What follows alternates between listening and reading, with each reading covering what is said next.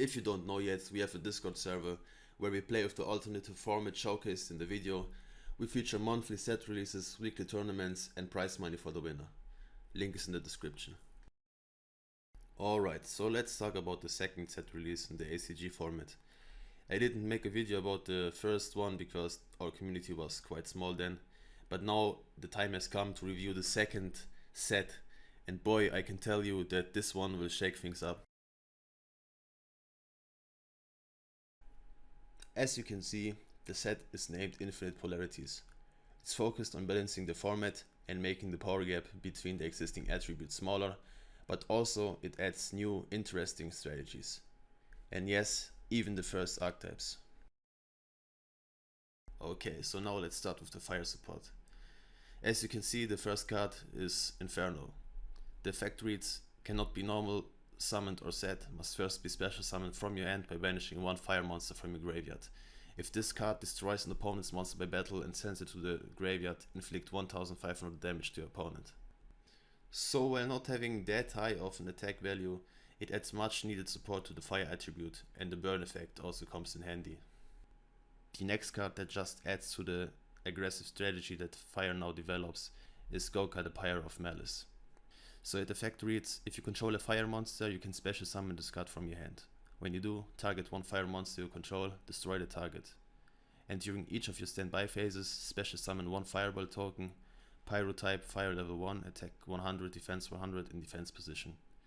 You can tribute one other fire monster, this card gains 500 attack until the end phase. These two cards alone should be able to put fire in a competitive spot, but there's more.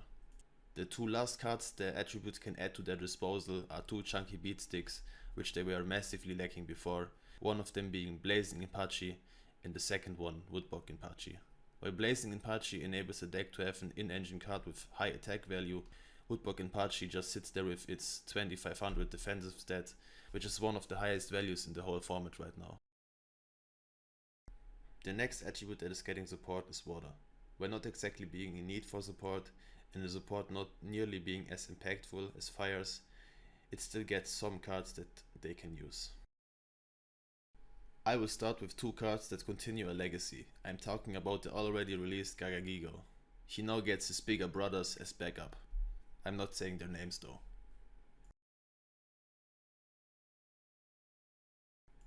The next card on the list is a 1800 beater called 7 Colored Fish, and that's pretty much all there is to say. Now to the more interesting cards, with the first of which being OYSTER MEISTER. Its effect reads, if this card is sent from the field to the graveyard, except when destroyed by battle, special summon one Oyster token, fish type water level 1, attack 0 and defense 0. So it's overall a great addition to extend their combos with. The last card for water I'm going to mention is Fenrir. While being a card you can special summon, while requiring 2 cards to banish it, could conflict with Lekunga, their go-to monster as of right now. His hand rip effect could be nasty though. And now, get excited for the first archetype reveal, which is no other than Roids! While I'm only going to focus on the most important cards of the deck, it's still interesting to think about what people will come up with. Let's start with the most important card of the deck. Its effect reads, you can target one other card you control, destroy it, and if you do, add one Roid card from your deck to your hand. During damage calculation, if you Roid monster battles, you can send one Roid monster from your deck to the graveyard. Switch the original attack and defense of your battling monsters during the damage calculation only. You can only use each effect of Megaroid City once per turn. You cannot special summon monsters from the extra deck except fusion monsters the turn you activate either of these cards' effects, even if this card leaves the field. So this card basically is the only thing that would make pure Roids a viable strategy. Being able to switch their attack and death values and sending cards to your graveyard is just very strong, especially combined with the Skull Lair. And alongside with the searching effect, this card is almost as good as a field spell can get.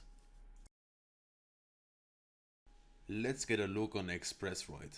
The effect of the card is pretty simple and also strong. When it's summoned, just add 2 Roid monsters from your graveyard to your hand. Combined with the field spell, you can even set up your grave to target exactly what you want for potential fusion plays. When Truckroyd destroys an opponent's monster by battle, he can equip the card and gains its attack. Another card that stands and falls with the field spell, but if you manage to pull it off, the effect can become very strong. Supercharge is a pot of greed if you get attacked, so this one should be a no-brainer. And last but not least, let's talk about Barbaroid, the ultimate battle machine. It's basically a 4K beater which can attack twice, negates floating effects, deals 1000 damage on destruction, but can't attack directly.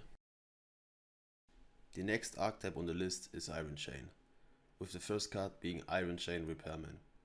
He has the effect of once per turn being able to revive a level 4 or lower Iron Chain monster, which could enable instant link or synchro plays. Also he makes 300 damage if he destroys an opponent's monster.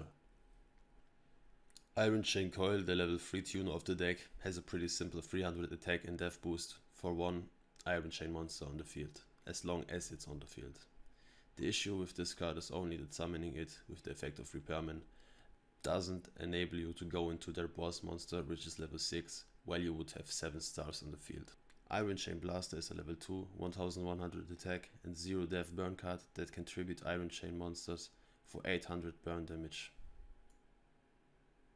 Iron Chain Snake is an interesting card that on-summon targets a monster your opponent controls and reduces its attack by 800.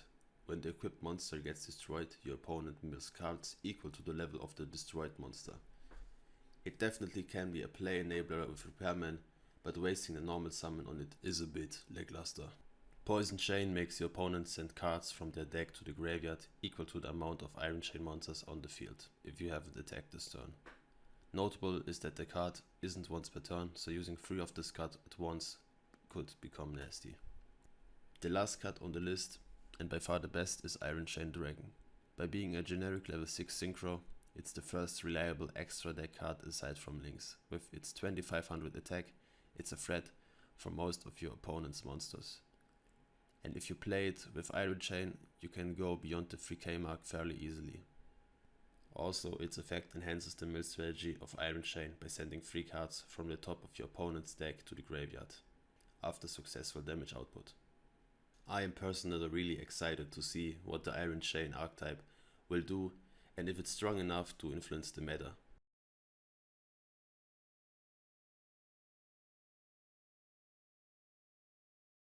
Since I don't want to spoil everything, the last archetype for today is no other than Elemental Heroes.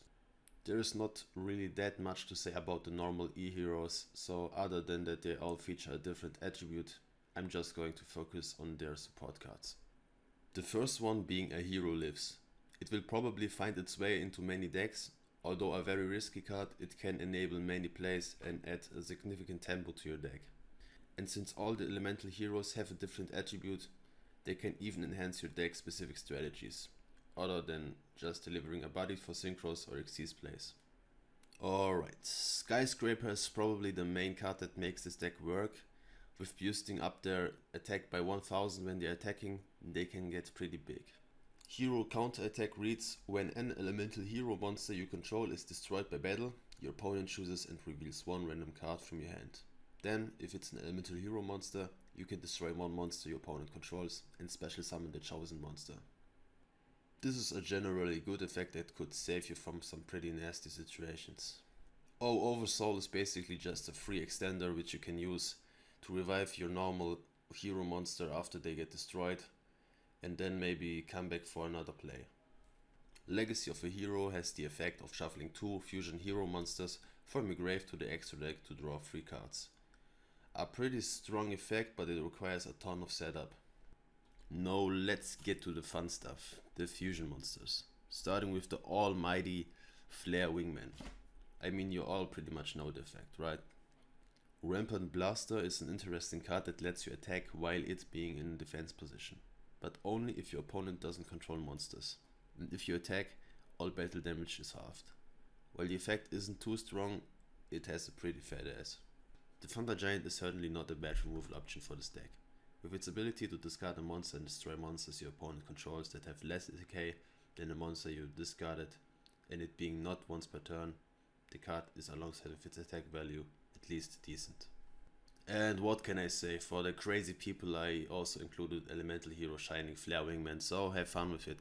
That was the little review of what's to come in the next set. Of course there's much more being released, and if you want to know the entire card pool, just check out the Discord on Monday the 19th of April at 1 AM CEST.